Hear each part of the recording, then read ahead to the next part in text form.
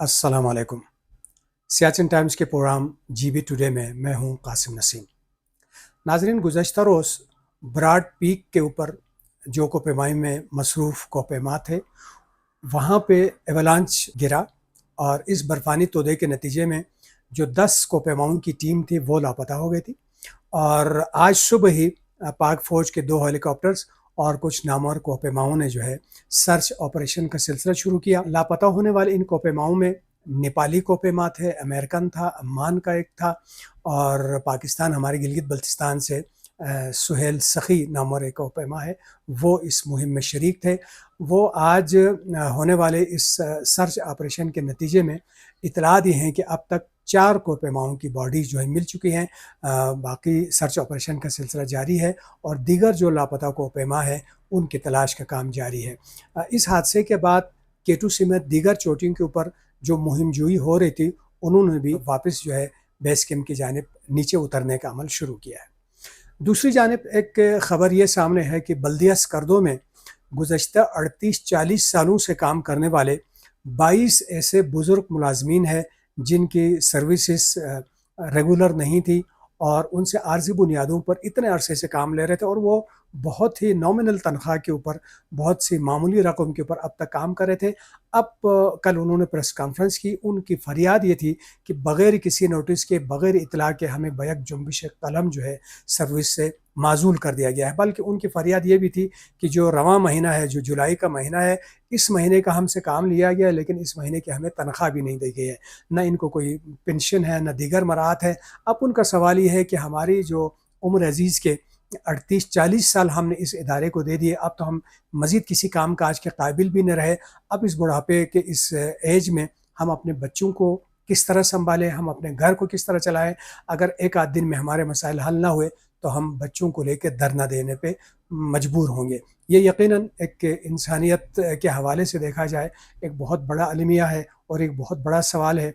हमारे कानून साज जो इदारे हैं, हमारे जो पॉलिसी साज इदारे, उनको सोचना चाहिए कि इन गरीबों के साथ ये सिलसिला नहीं होना चाहिए। अगर ये इनकी सर्विस स्ट्रक्चर नहीं थी, अगर इनको पेंशन और दीगर मराद नहीं दी जा सकती, तो कम से कम इतना हो कि इनको गोल्डन हैंड शेक के तहत एक माकूल रकम के साथ इनको फारिग किया जाए, ताकि ये आने वाले वक्तों में अपनी बीमारी का इलाज करना हो, अपने बच्चों की तालीम को जारी रखना हो और अपने घर को चलाने के लिए जो है वो कुछ इंतज़ाम कर सके। वगरना यहाँ पे कानून साजी की भी जा सकती है और इनको सर्विस प्रोटेक्शन के ज़रिए जितने इनकी सर्विस बाकी रहती है उसको कंटिन्यू करा के इनको कुछ मरा दी जाए।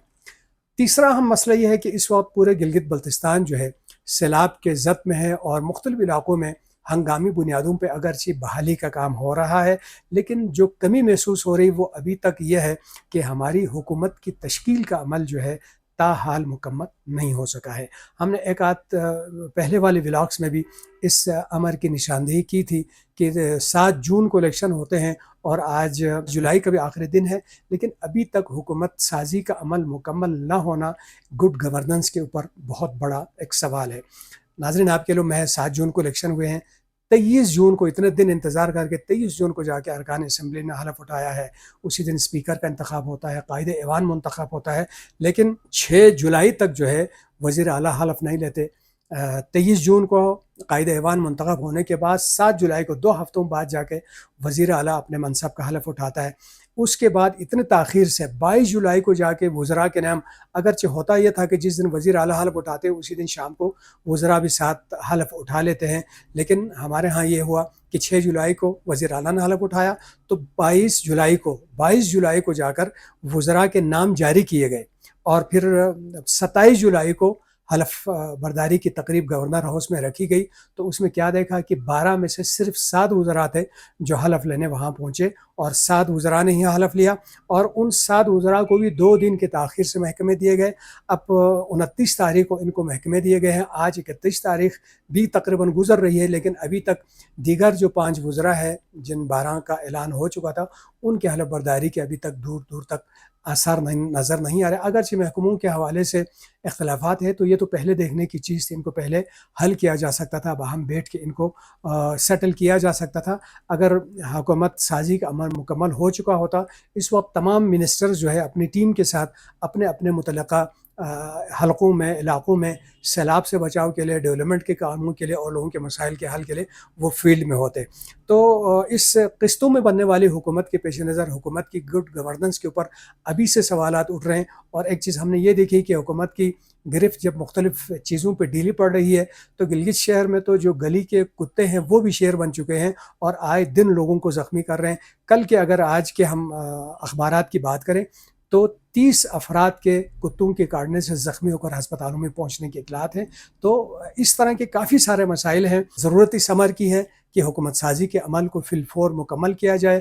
منسٹرز کو ان کے اپنے متعلقہ وزارتیں دے دی جائیں اور منسٹرز کو ٹاسک دیا جائے کہ کس طرح انہوں نے اپنی کارکردگی کو اچیو کرنا ہے اور اپنے اپنے محکموں کی وزارتوں کی کارکردگی کو بڑھا کر لوگوں کو زیادہ سے زیادہ ریلیف دینا ہے. تو ناظرین، یہ تھا آج کا جی بی ٹوڈے. کل پھر نئے موضوع کے ساتھ حاضر ہوں گے. تب تک کے لیے اجازت دیجیے گا. اللہ نگہبان.